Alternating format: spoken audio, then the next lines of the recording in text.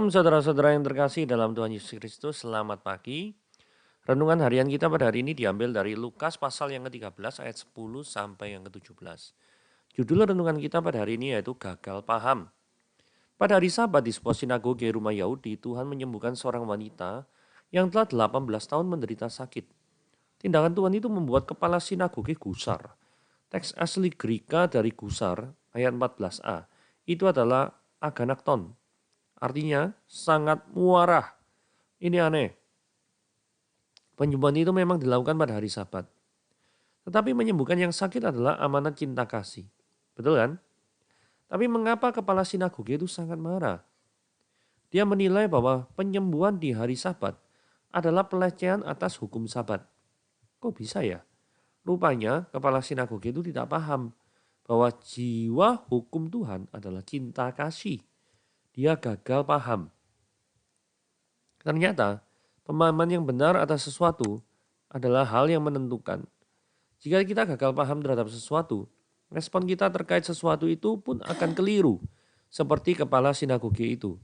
Masalahnya, kita semua bisa gagal paham. Termasuk atas hal-hal yang penting. Entah karena tidak mampu, karena menolak untuk paham, atau karena mengingkari yang benar dan sengaja memilih yang salah. Kita bisa gagal paham atas hal-hal yang seharusnya kita pahami. Akibatnya, tindakan kita jauh dari benar. Bacaan hari ini adalah isyarat agar kita mau memahami hal-hal yang harus kita pahami. Mengoreksi pemahaman yang salah dan lekat di hati, dan menjauhi gagal paham dalam hidup. Untuk itu, kita harus jujur mengakui ketidakpahaman kita, mengakui keengganan kita, memahami yang perlu dipahami, jujur mengakui pengingkaran kita atas kebenaran, dan jujur mencari serta menerima pemahaman yang benar. Tak seorang pun dari kita bebas dari kemungkinan untuk gagal paham. Termasuk gagal paham atas hal-hal penting dan menentukan. Nah, renungan kita pada hari ini itu diambil dari Lukas 13 ayat 10 sampai 17. Mari kita baca cerita ini ya. Suatu kali Yesus sedang mengajar dalam salah satu rumah ibadat pada hari Sabat. Di situ ada seorang perempuan yang telah 18 tahun dirasuk roh hingga ia sakit sampai punggungnya dan ia tak dapat berdiri lagi dengan tegak. Ketika Yesus melihat perempuan itu, ia memanggil dia dan berkata kepadanya, "Hai ibu, penyakitmu telah sembuh." Lalu ia meletakkan tangannya atas perempuan itu, dan seketika itu juga berdirilah perempuan itu dan memuliakan Allah. Tetapi kepala rumah ibadat itu gusar karena Yesus menyembuhkan orang pada hari Sabat. Lalu ia berkata pada orang banyak, "Ada 6 hari lamanya untuk bekerja. Karena itu datanglah pada salah satu hari itu untuk disembuhkan. Jangan pada hari Sabat." Tetapi Tuhan menjawab dia katanya, "Hai orang-orang munafik, bukankah setiap orang di antaramu melepaskan lembunya atau keledainya pada hari Sabat dari kandangnya dan membawanya ke tempat minuman? Bukankah perempuan ini sudah 18 tahun diikat oleh iblis? Harus dilepaskan dari ikatannya itu karena ia adalah keturunan Abraham." Dan waktu ia berkata demikian, semua lawannya merasa malu dan semua orang banyak bersukacita karena segala perkara mulia yang telah dilakukannya. Nah, kalau kita lihat satu-satu gitu ya, ada hal-hal yang diizinkan dilakukan pada waktu hari Sabat. Nah, hal-hal yang diizinkan ini apa? Nah, ini ada 1, 2, 3, 4. Ada 4 ayat setidaknya ya. Mari kita lihat Lukas 14 ayat 5 dikatakan, "Siapakah di antara kamu yang tidak akan menarik keluar anaknya atau lembunya kalau terperosok ke dalam sebuah sumur, meskipun pada hari Sabat?" Jadi pada dasarnya ketika hari Sabat itu kan tidak boleh melakukan pekerjaan apapun. Tetapi kalau misalkan ada suatu kondisi yang sangat urgent, yaitu anaknya kecemplung sumur atau lembunya itu masuk terperosok dalam sumur, masa tidak boleh nolongi? Boleh bukan? Nah, kemudian Yosua 6 ayat 15. Tetapi pada hari yang ketujuh, mereka bangun pagi-pagi. Ketika fajar menyingsing dan mengelilingi kota 7 kali dengan cara yang sama. Hanya pada hari itu mereka mengelilingi kota itu 7 kali. Jadi ini kasusnya Yeriko ya. Jadi justru pada waktu hari yang ke-7 bekerja lebih keras. Mengelilingi kota itu selama 7 kali. Jadi memang ada hal-hal khusus perkecualian tentang hari Sabat ini. 1 Raja-Raja 20 ayat 29. 7 hari lamanya mereka berkemah berhadapan-hadapan. Tetapi pada hari yang ke-7 mulailah pertempuran. Dan pada suatu hari orang Israel menewaskan 100.000 orang berjalan kaki dari orang Aram itu. Ya justru tambah diberkati itu. Menang pertempuran pada hari ke-7. Padahal logikanya tidak boleh melakukan kondisi apapun, pekerjaan apapun. Jadi memang ada perkecualian-perkecualian ketika seseorang memahami Sabat. 2 Raja-Raja 3 ayat 9 juga dikatakan. Maka berjalanlah Raja Israel dan Raja Yehuda dan Raja Edom.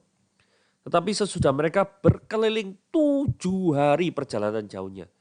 Jadi hari Sabatnya juga ditabrak sekali. Ya. Jadi kondisi-kondisi seperti ini dalam perjalanan, perang, kondisi yang urgent. Itu adalah hal tertentu yang memang Sabat boleh dilanggar.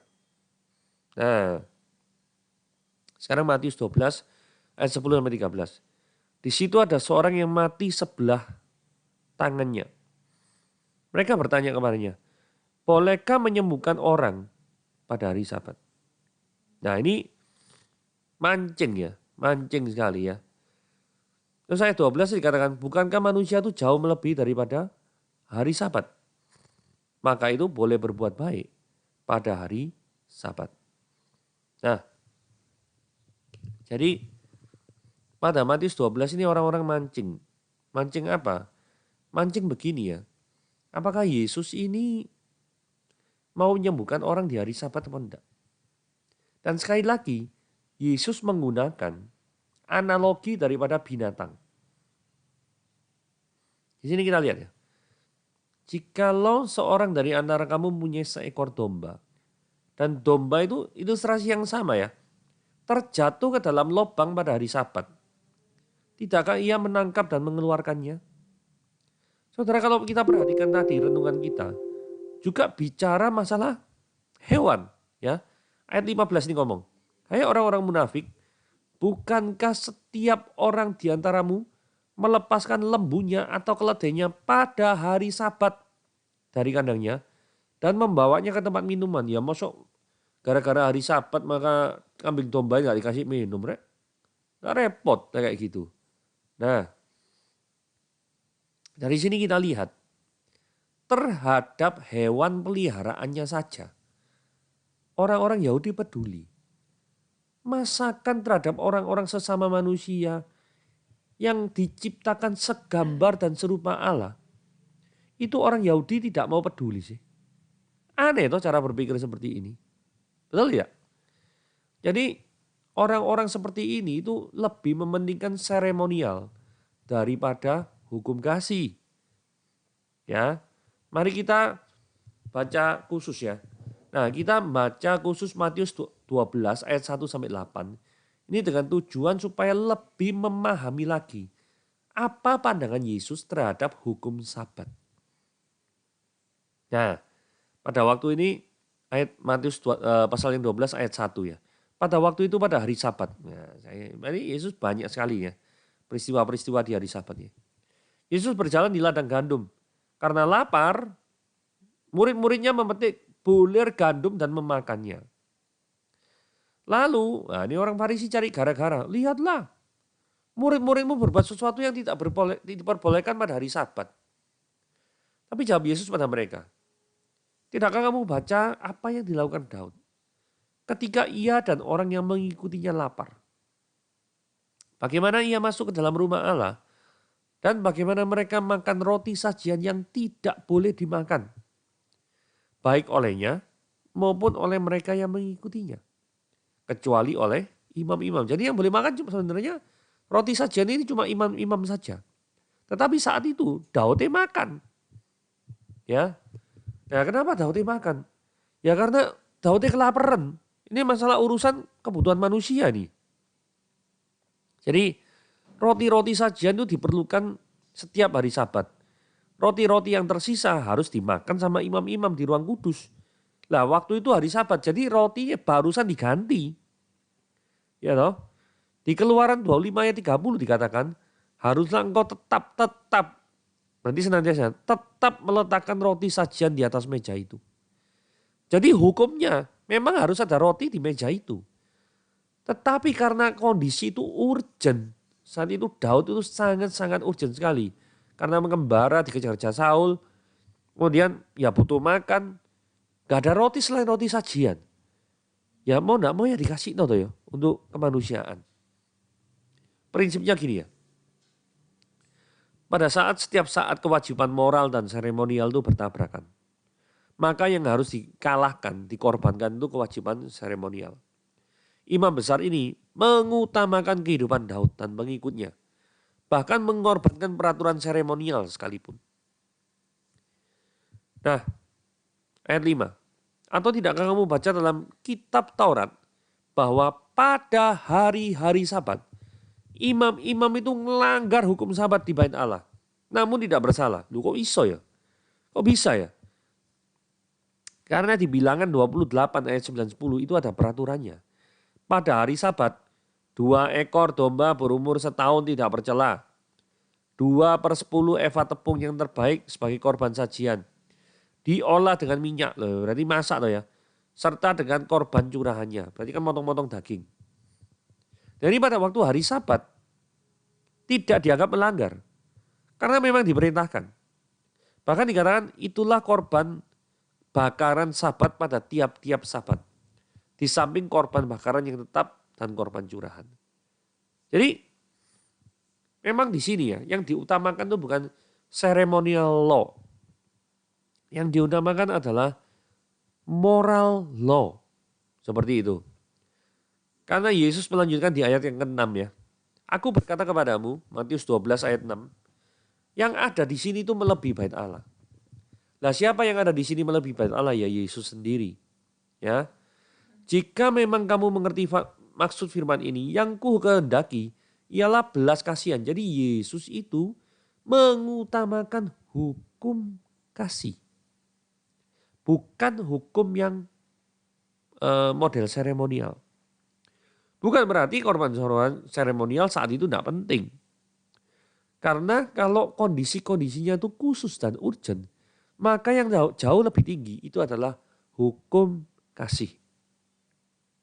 Contoh ya, misalkan gini, kondisi normal lah ya. Dilarang memecahkan kaca di departemen store, ya pastilah ya. Maksud departemen store biasanya kan banyak kaca itu. Maksud tiba-tiba nggak ada angin, nggak ada hujan, kaca dipecah no. Ya orang gendeng sih ngelakuin kayak gini. Nah, cuma suatu saat, misalkan departemen store-nya itu kebakaran. Pengunjung-pengunjungnya terjebak di dalam. Adanya kapak kodam yang bisa menghancurkan kaca itu. Kira-kira loh ya, ada tak orang nanya, menurut aturan boleh enggak ya memecahkan kaca ya? Kan enggak boleh loh ya. Yuk kita berdiam di sini yuk. Enggak ada orang kayak gitu tuh. Enggak diperintah, enggak diapa-apa no ya. Langsung godam disikat, dilemparkan ke kaca, pecah semua tuh. Orang-orang lari semburat itu langsung tuh. Karena apa? Itu kondisi urgent men. Kondisi urgent tuh beda dengan kondisi normal. Jadi aturannya ya ditabrak lah. Gak mungkin orang kalau nuruti aturan itu orang bisa mati. Tapi pertanyaannya apakah aturan ini salah? Ya enggak salah. Kalau kondisi ini normal. Gitu loh. Jadi kita lihat ada situasi-situasi tertentu. Yang memang kalau itu urgent aturannya bisa dilanggar. Begitu ya kurang lebih ya. Nah kemudian ayat 6 kan ada yang lebih besar di sini. Siapa itu? Yesus. Ayat 8 dikatakan karena anak manusia adalah Tuhan atas hari Sabat. Nah siapa anak manusia ini? Anak manusia itu bukan sama dengan manusia, bukan ya. Ini seringkali orang-orang keliru nih. Jadi gelar anak manusia itu menunjukkan Mesias yang bersifat ilahi. Gak percaya? Contohnya ini, Daniel pasal yang ke-7 ayat 13-14. Aku terus melihat dalam penglihatan malam itu, tanpa datang dengan awan-awan dari langit, seorang seperti anak manusia. Datanglah ia kepada yang lanjut usia dan ia dibawa di hadapannya. Perhatikan baik-baik ya. Jadi anak manusia itu menghadap pada yang lanjut usia. Lalu anak manusia ini diberikan kuasa, kemuliaan sebagai apa? Sebagai raja. Raja itu bahasa Ibrani apa? Yang diurapi, Mesias, Mesaya yang diurapi, gitu ya. Nah, kemudian maka orang-orang dari segala bangsa dan suku bangsa dan bahasa mengabdi kepadanya.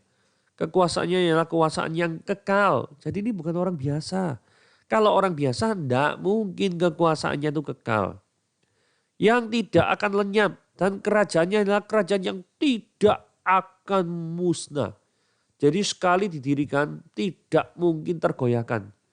Memangnya ada kerajaan yang sampai sekarang gak musnah-musnah itu? Gak ada tuh. Kecuali kerajaan Allah sendiri. Jadi nangkep ya. Di sini anak manusia itu merujuk kepada Tuhan sendiri. Itulah sebabnya dikatakan anak manusia adalah Tuhan atas hari Sabat. Bukan anak manusia adalah sama dengan manusia yang sejati. Bukan. Walaupun Yesus memang manusia yang sejati. Tapi gelar anak manusia itu justru menunjukkan adalah kemesiasan dia. Yang dirujuk dari Daniel 7 ayat 13 sampai ke 14. Nah, dengan memahami ini, kalau kita lihat kembali ke Lukas pasal yang ke-13 ayat 10 sampai 17. Kenapa kok Tuhan Yesus menyembuhkan orang sakit bungkuk? Karena orang sakit bungkuk ini bukan kemarin tok ya menderita ya. Sudah 18 tahun menderita. Dan kalaupun misalkan besok disuruh kamu balik, oh ya ini hari Sabat gak boleh. Belum tentu dia bisa ketemu Yesus lagi, bener gak? Nah itulah sebabnya begitu Yesus ketemu sama orang ini langsung disembuhkan. Gak ngurus itu hari Sabat mau enggak, langsung disembuhkan. Terus yang kepala rumah ibadat kebanyakan cincong ya. Jadi ada 6 hari lamanya untuk bekerja. Karena itu datanglah pada salah satu hari kelamaan. Coba ya tempatkan dirimu. Tempatkan daripada misalkan kepala rumah ibadah ini tempatkan pada posisinya seperti perempuan yang bungkuk. Saudara pernah gak ngerasain bungkuk selama 18 tahun? Kira-kira menderita apa enggak ya? Menderita kan? Terus suatu saat orang yang menderita ini lihat ada opportunity yang once in a lifetime.